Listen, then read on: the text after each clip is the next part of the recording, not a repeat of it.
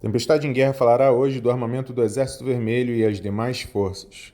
O Exército Vermelho, também conhecido como Krasny Armia Abriev. Que armamentos os soviéticos usavam? E qual foi o desempenho desse armamento na Segunda Guerra Mundial?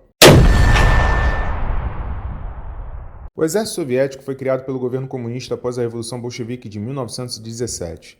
Lev Trotsky estava à frente nesse período e revisou as tropas da Guarda Vermelha em 1918. O Exército e a Marinha Imperiais russos, juntamente com outras instituições imperiais da Rússia czarista, desintegraram-se após a eclosão da Revolução Russa de 1917. Por um decreto de 28 de janeiro, 15 de janeiro, no estilo antigo, de 1918, o Conselho dos Comissários do Povo criou um Exército Vermelho, operário e camponês, ou em russo, Rabot Kristianska Krasnya Armia, de forma voluntária, que em russo chamava-se as primeiras unidades, lutando com fervor revolucionário.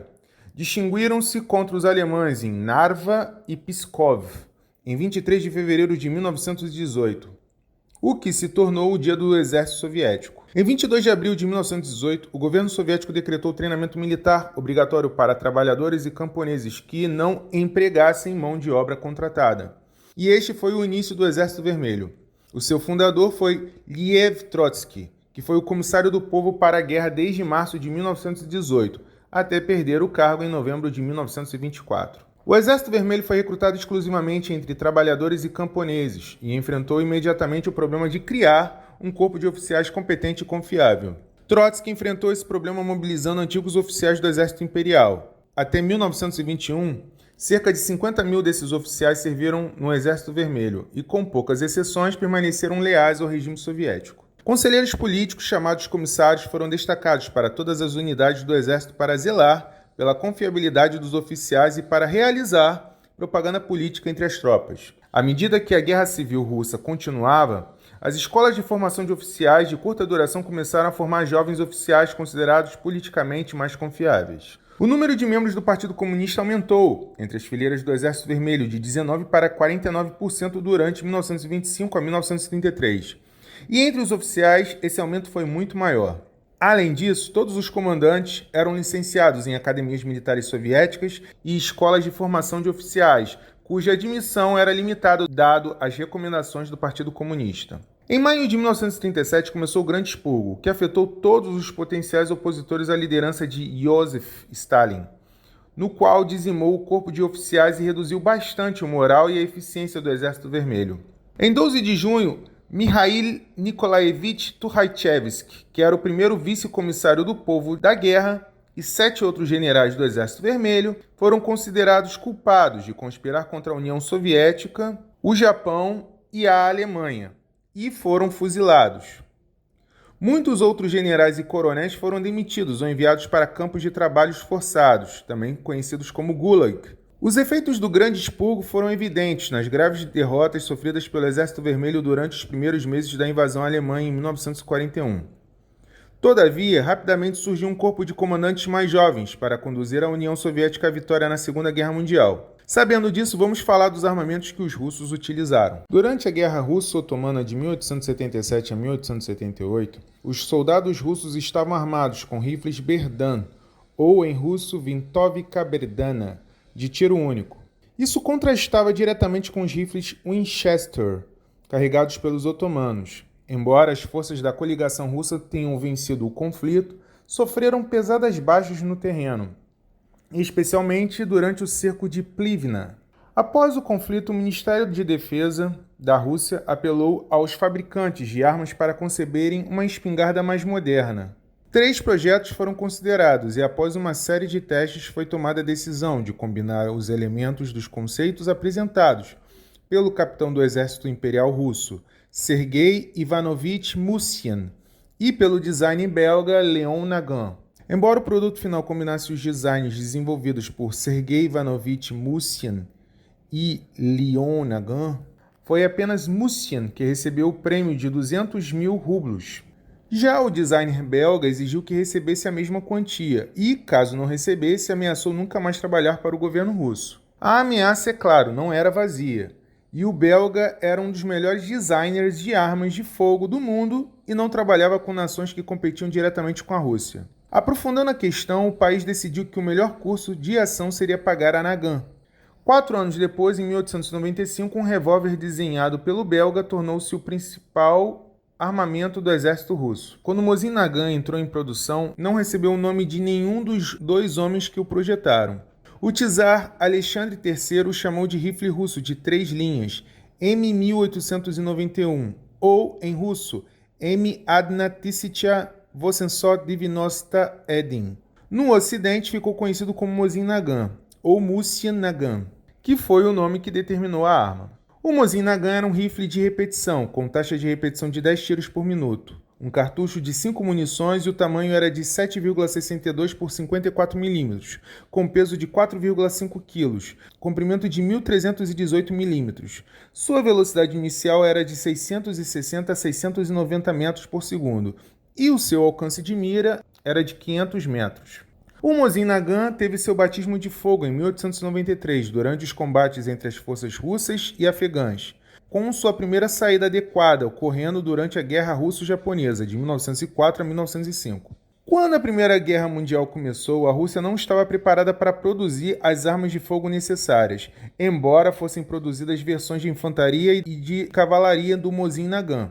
Os militares ainda precisavam encomendar milhões de armas da América. Antes que a maioria dos novos rifles pudesse ser fabricada, a guerra acabou. A Guerra Civil Russa começou em 1917 e o Mosin Nagant foi a arma mais utilizada dentre os combatentes de ambos os lados. Após a vitória dos bolcheviques, o Exército Vermelho fez um esforço significativo para modernizar o design original do rifle. Essas atualizações resultaram no rifle modelo 91/30, que apresentava cano encurtado, substituição da mira frontal e alterações no ferrolho. Suas mudanças foram na velocidade inicial da arma, que aumentou para 865 metros por segundo, e o alcance, que passou para 2.000 metros. 2 mudanças importantes foram feitas no Mosin Nagant antes do início da Segunda Guerra Mundial. O Mosin Nagant modelo 91/30 foi modificado para se tornar um rifle de precisão, usando montagens e miras alemãs, e passou por uma segunda adaptação alguns anos depois, o que permitiu o aumento da produção. Como rifle de precisão, a arma desempenhou um papel importante nas escaramuças urbanas, como as que ocorreram durante a Batalha de Stalingrado. Lá, soldados como Vassili Saisova tornaram-se heróis nacionais ao usar o rifle de forma devastadora. Durante a Guerra de Inverno e a Guerra de Continuação, variantes do Mosin Nagant foram equipados tanto pelo Exército Vermelho quanto pelo Exército Finlandês, que fabricaram os seus próprios usando receptores de vários rifles diferentes. O soldado finlandês mais notável a equipar-se com Mosin Nagant foi Simo Hällhaju, a quem se atribui a morte de mais de 500 soldados russos. Quando o conflito terminou, cerca de 19,8 milhões de rifles de Mosin Nagant haviam sido produzidos. Após o fim da Segunda Guerra Mundial, a União Soviética interrompeu lentamente a produção do Mosin Nagant em favor do AK-47, ou, em russo, AK-47, e suas variantes. Apesar disso, continua a ser utilizado em vários conflitos, como a Guerra da Coreia, a Guerra do Vietnã e a Guerra Soviético-Afegã. O famoso revólver Nagant de 7,62 mm foi adotado pelo Exército Imperial Russo em 1895, conhecido como Nagant M1895, ou, em francês, Nagant M1895. Foi desenvolvido na Bélgica e tem uma longa história. Em 1878, o revólver de 9,4 mm com gatilho de dupla ação Nagant M1878 ou Nagant M1878, desenvolvido na empresa Nagant Fabrique d'Armes Émile et Léon Nagant, ou Fábrica de Armas de Émile e Léon Nagant. Émile era o irmão mais velho de Léon, e essa arma foi adotada em serviço na Bélgica. Em 1883, para armar suboficiais e auxiliares do exército belga, foi criada uma versão do revólver com gatilho de ação única, o Nagant M1883 ou Nagant M1883. E em 1886, o irmão mais novo, Léon Nagant, desenvolveu o revólver Nagant M1878-1886, aprimorando o modelo de 1878. Após a Revolução Russa, o revólver M1895 tornou-se difundido tanto no Exército Vermelho quanto entre os funcionários da Tchika, ou Tcheca, que era a polícia secreta. Os oficiais do NKVD praticavam tiro com esse revólver durante a Segunda Guerra Mundial. Versões especiais como a Estrela Vermelha no cabo foram as principais armas premiadas na década de 1930, antes da guerra.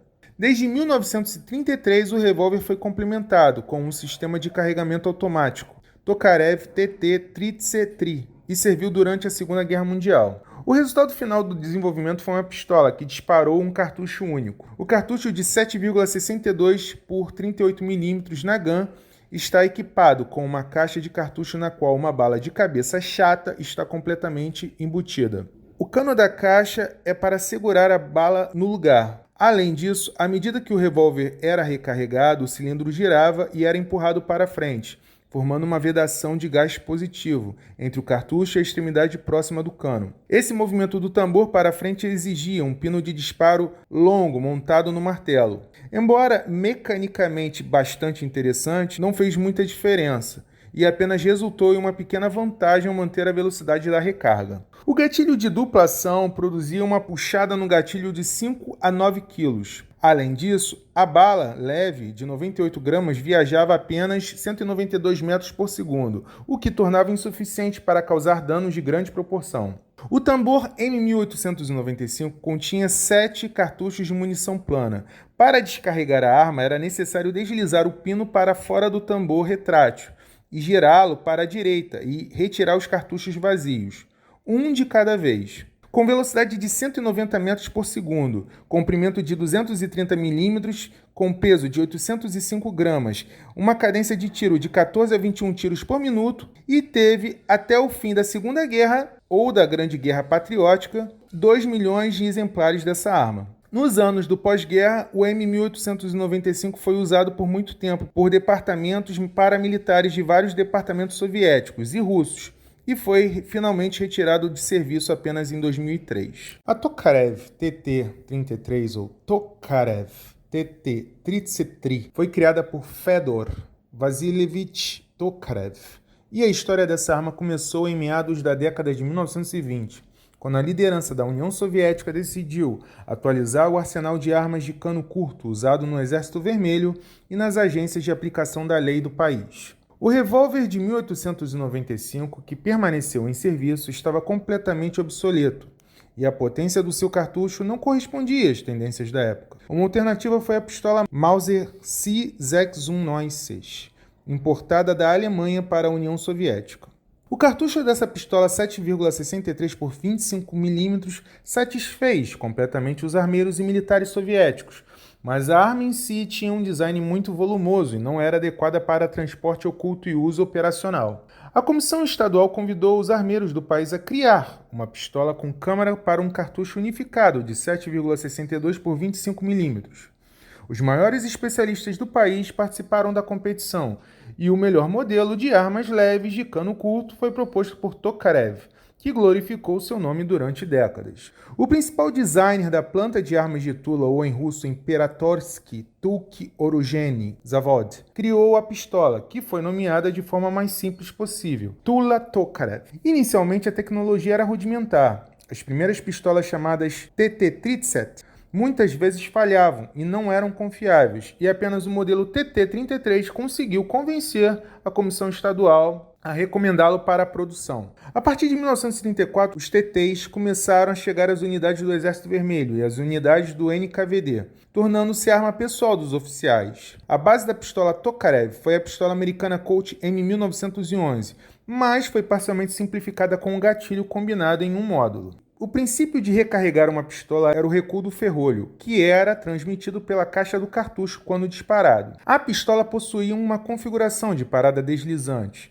Se o carregador ficasse sem cartuchos, a estrutura do ferrolho engatava na batente do ferrolho, o que permitia ao atirador saber que a arma estava vazia e, ao trocar o carregador, não havia necessidade de fazer malabarismos com o ferrolho. Tinha cartucho de 7,62 por 25 mm, como mencionado. Uma distância de 50 metros com peso de 0,83 kg. Comprimento total de 196 mm, velocidade inicial de 420 metros por segundo e um cartucho de 8 tiros. A Tula Tokarev foi oficialmente considerada a pistola mais popular da Grande Guerra Patriótica, ou Segunda Guerra Mundial, e que participou de todas as batalhas que aconteceram na terra, no céu e na água. Os pilotos soviéticos abatidos, com a ajuda do TT, lutaram contra os alemães que os cercavam, e os defensores das posições defensivas mantiveram o último cartucho do carregador do TT para si.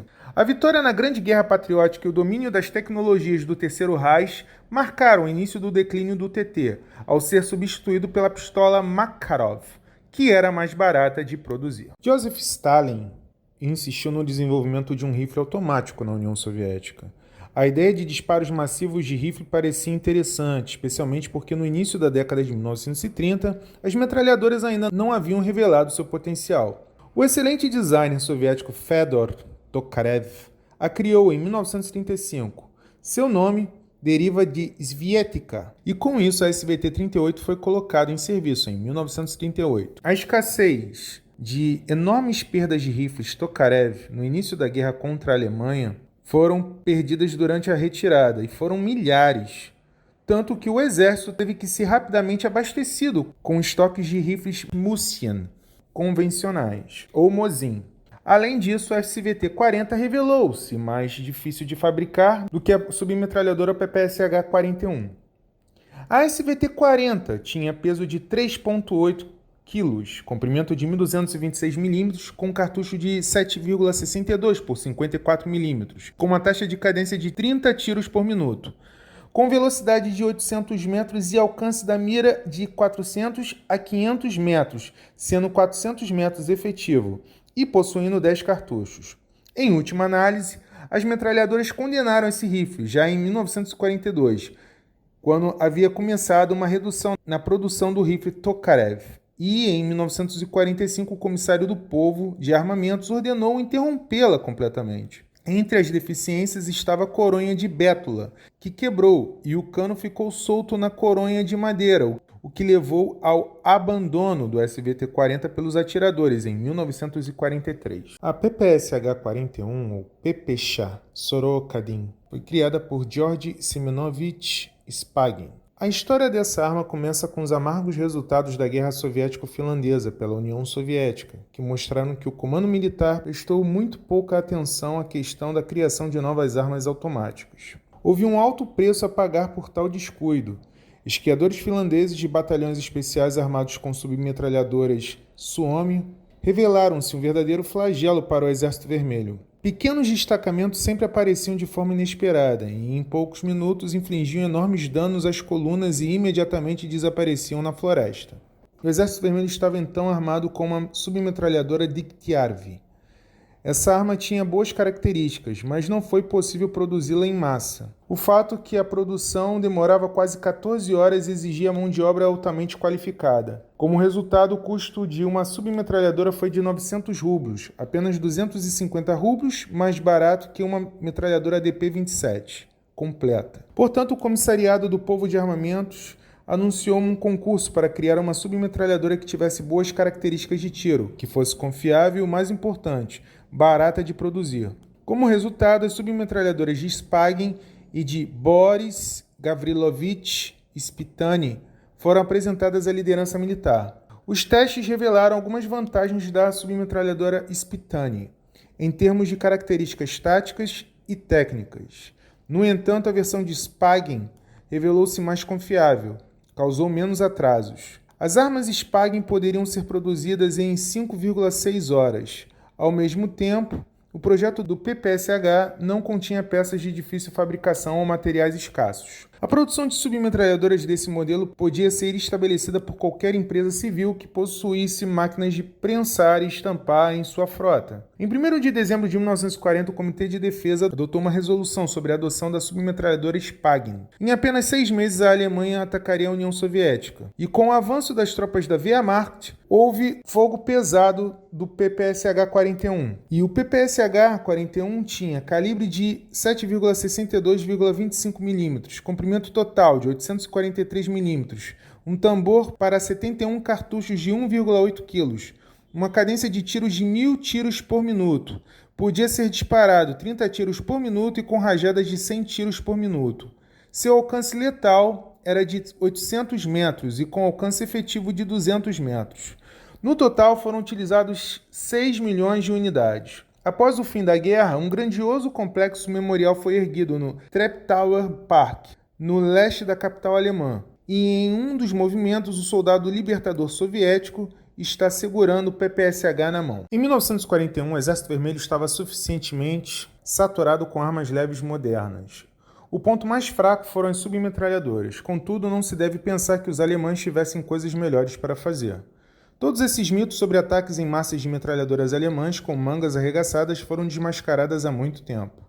No entanto, para ambos os exércitos em guerra, a submetralhadora era o artigo mais importante das armas ligeiras. O primogênito do PP doméstico bastante difundido foi a famosa submetralhadora Dictярvi, ou PPD, mencionada anteriormente. E como foi dito, o PPD tinha muitos problemas, e para resolver essa questão foi criada a nova submetralhadora, chamada PPS-43, ou em russo, Pistolet Pulemiot Sudev 43, variante da pistola metralhadora Pistolet Pulemet, desempenhada por Alexei Sudev, e foi usada durante a Batalha de Stalingrado, como resultado da simplificação da PPS-H-41, que era considerada a melhor pistola metralhadora da Segunda Guerra Mundial. Em primeiro lugar, o PPS foi produzido e testado na frente de Leningrado sob condições de bloqueio, que significou recursos limitados para sua produção.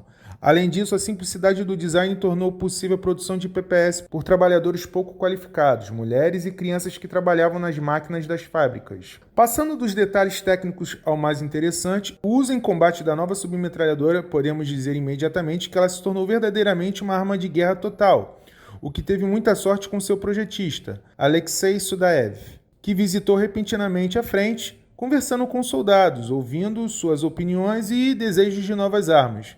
Assim, o PPS-42 passou a ser PPS-43, tendo recebido modernização, o que ficou ainda mais leve, mais seguro, tendo o fuzil modernizado e ainda mais avançado tecnologicamente na produção.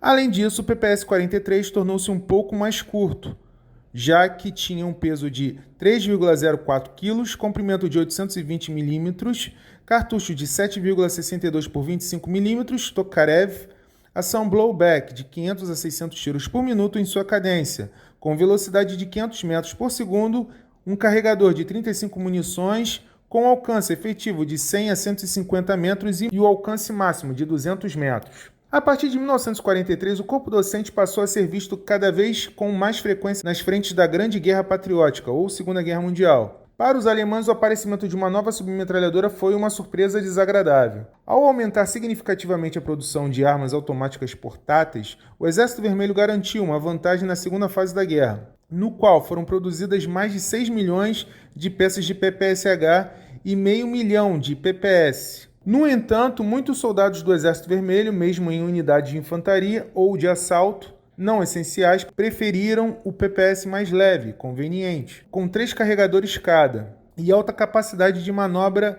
deram aos soldados soviéticos uma vantagem inegável durante inúmeras operações de assalto, especialmente em batalhas urbanas. O corpo docente também se destacou durante as batalhas no Extremo Oriente contra o exército japonês. A popularidade do PPS entre as tropas também foi evidenciada pelo grande interesse dos alemães e finlandeses nessa submetralhadora. Eles usaram voluntariamente. Após a guerra, o PPS-43 foi produzido na China, Coreia do Norte, Iugoslávia, Finlândia, Polônia e até na Alemanha. O PPS-43 permaneceu em serviço até a década de 50, depois foi substituído pelo fuzil Kalashnikov.